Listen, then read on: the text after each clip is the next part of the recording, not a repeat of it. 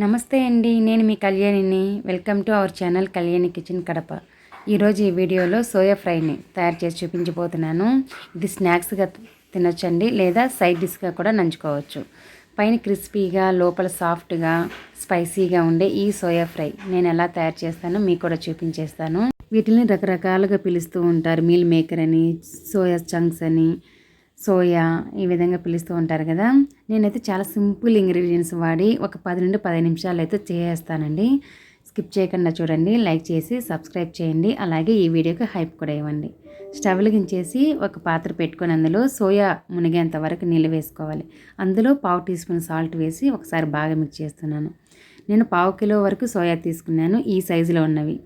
Soya అనేది మంచి quality తీసుకుంటే ఫ్రై కూడా చాలా బాగుంటుంది రుచిగా తినేటప్పుడు. ఈ విధంగా ఉండాలండి.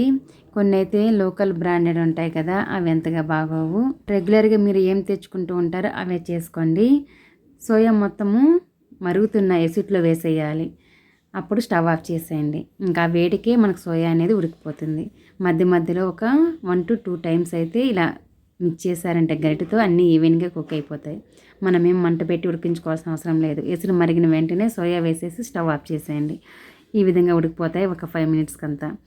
ఇప్పుడు బాగా చల్లారిపోవాలండి. నీళ్ళన్నీ బాగా చల్లారిన తర్వాత ఈ విధంగా గట్టిగా పిండి ఒక బౌల్లో తీసేసుకోండి. చల్లారిపోవాలి కదా అని చెప్పేసి చల్ల నీళ్ళు వేసుకోకూడదు. ఆ నీళ్ళే చల్లగా పోయిన తర్వాత పిండి వేయండి. చల్ల నీళ్ళు వేయడం వల్ల టేస్ట్ అనేది పోతుంది. తర్వాత అన్ని పిండి ఒక బౌల్లో వేసుకున్నాం కదా.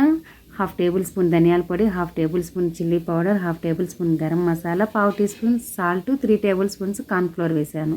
నేను 1/2 కిలో సోయా తీసుకున్నాను కాబట్టి దానికి తగ్గ స్పైసెస్ అయితే వేసాను. మీరు క్వాంటిటీ ఎంతైతే తెచ్చుకుంటారో దాన్ని బట్టి వేసుకోండి మసాలాలు.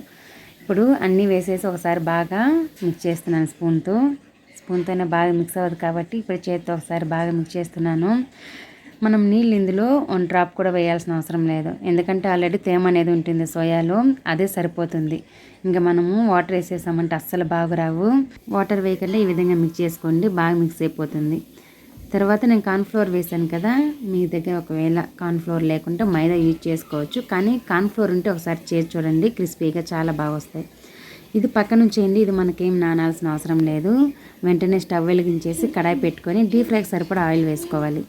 ఆయిల్ అనేది నార్మల్ హీట్లో ఉండాలి. ఫ్లేమ్ని హై ఫ్లేమ్లో పెట్టేసి ఆమెను వేసుకోండి. సోయా మనం మిక్స్ చేసుకున్నాం కదా, ఆ సోయాలన్నీ వేసేయండి. నేను 1/2 కిలో సోయాలని ఒకేసారి వేసేస్తున్నాను కడాయికి సరిపడా. వీటికేం గారెలు వేసుకునేట్టు గ్యాప్ ఉంచాల్సిన అవసరం లేదు. మొత్తము కడాయి నిండికి వేసేయచ్చు, బాగా ఫ్రై అయిపోతాయి. వేసిన తర్వాత గరిటెతో ఒకసారి బాగా మిక్స్ చేసేయండి. మధ్య మధ్యలో కూడా అప్పుడప్పుడు మిక్స్ చేస్తున్నారంటే రెండు వైపులా బాగా క్రిస్పీగా మంచి కలర్ వచ్చేంత వరకు ఫ్రై అవుతాయి అన్నమాట. లో టు మీడియం ఫ్లేమ్లో చేసుకోవద్దు, హై ఫ్లేమ్లో అనేది మనం ఫ్రై చేసుకోవాలి. వీటిల్ని లో ఫ్లేమ్లో చేశారంటే నూనె అంతా లాగేసుకుంటుంది. హై ఫ్లేమ్లో చేసుకోండి, బాగా వేగిపోతాయి.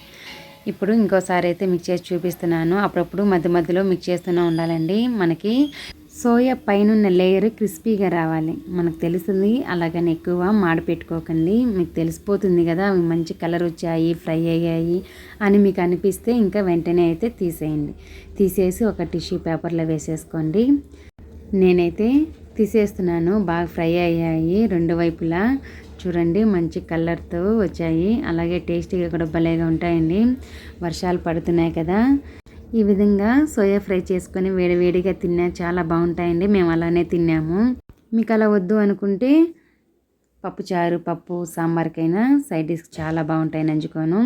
కానీ ఒకసారి ఈ విధంగా ఫ్రై చేసుకొని తినండి, స్నాక్స్ లాగా కూడా చాలా బాగుంటాయి.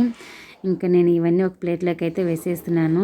చాలా సింపుల్గా అయితే అయిపోయాయి కదా, చాలా సింపుల్ ఇంగ్రీడియంట్స్ కూడాను, కానీ టేస్ట్ మాత్రం నెక్స్ట్ లెవెల్లో ఉంటాయి. చికెన్ ఫ్రైలు, మటన్ ఫ్రైలు చేసుకొని తింటూ ఉంటారు కదా, వాటికి ఏమాత్రం తీసిపోకుండా ఉంటుందండి ఈ ఫ్రై కూడా.